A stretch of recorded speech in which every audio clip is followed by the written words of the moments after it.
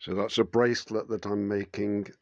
I've decided to use the letters that I purchased to make a phrase that was popular in the truth movement a couple of years ago.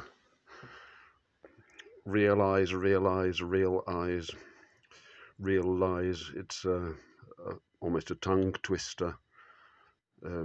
It's a homonym, I think. It's quite nice. I plan to give it to my daughter when it's ready. Whether she'll like it or not, I don't know. The subject on my mind this morning is jealousy. I think it's a very important concept. And of course, I was reminded of it when I noticed that Elijah was described as being jealous of God when he goes into the wilderness and would almost lie down and die. When God asks him what troubles him, he replies that he had become jealous. And I thought that he was angry, and I think I still believe that he was angry. One of the problems is that we don't use the word jealousy correctly any longer. And I'm sure, I'm not the first person to notice this. The word jealousy has been used to replace envy, which is a negative thing.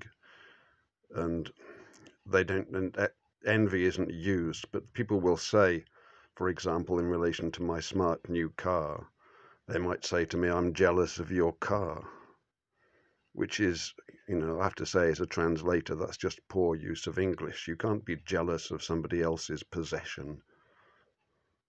You can only be envious. Jealousy is a positive thing. Our God is a jealous God. God is jealous of his people.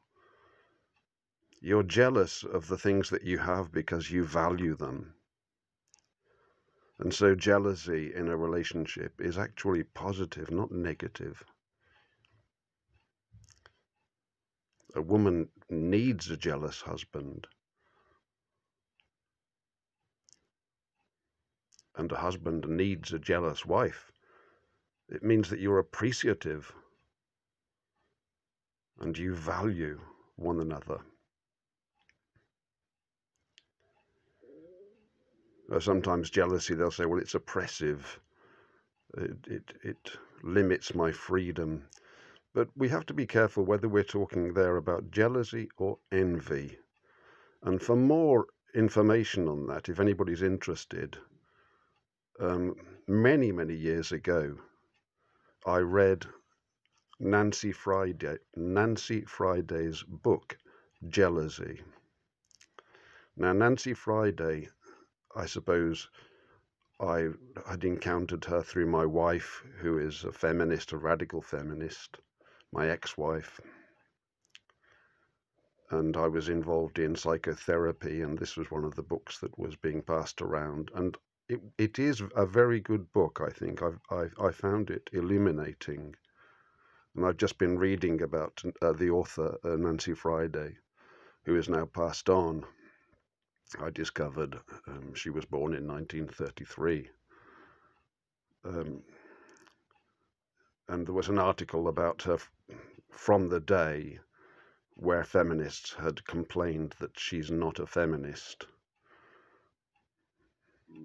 I suppose that's debatable. But I suspect that she wasn't. Her words were very supportive of women and explaining some of the misconceptions that abound about them and how those misconceptions make women's lives more difficult in society. So she was kind of freeing women from illusion. Now, I'm not saying that I agree with every single thing that she put on paper, because I can't remember, and I haven't read any more of her books. But let's just say that there are some very good points in that book, Jealousy, and I just recommend it. The matter of jealousy, of course, would come into play if a man takes a second wife. There's no doubt that that would evoke jealousy in the first wife, and a condition of jealousy between the two wives. But jealousy, you see, I've already said that it's good, because if you're jealous, then you're inspired um, to protect what's yours. I'm jealous of my car, actually. I'm finding I'm so chuffed and I feel so posh and important driving around in such an unsuitable means of transport, and it looks smart. I'm jealous, and so I'm really taking care of it.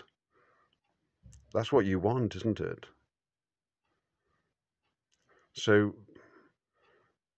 of course, it goes wrong because we are human and we become angry with situations. But really, jealousy is healthy. Can be healthy. It should be healthy in a marriage. Because if your husband takes another wife, then that means that he's valued in the gates. He's seen as a man of value, and he will always value his first wife above the second, of course. Well, having said that, of course, Jacob was tricked, and he valued his second wife above his first. But I think, having read the account many times, I'm afraid he was a little bit deceived, wasn't he? Because the fairer wife, the second, was a bit of a madam, and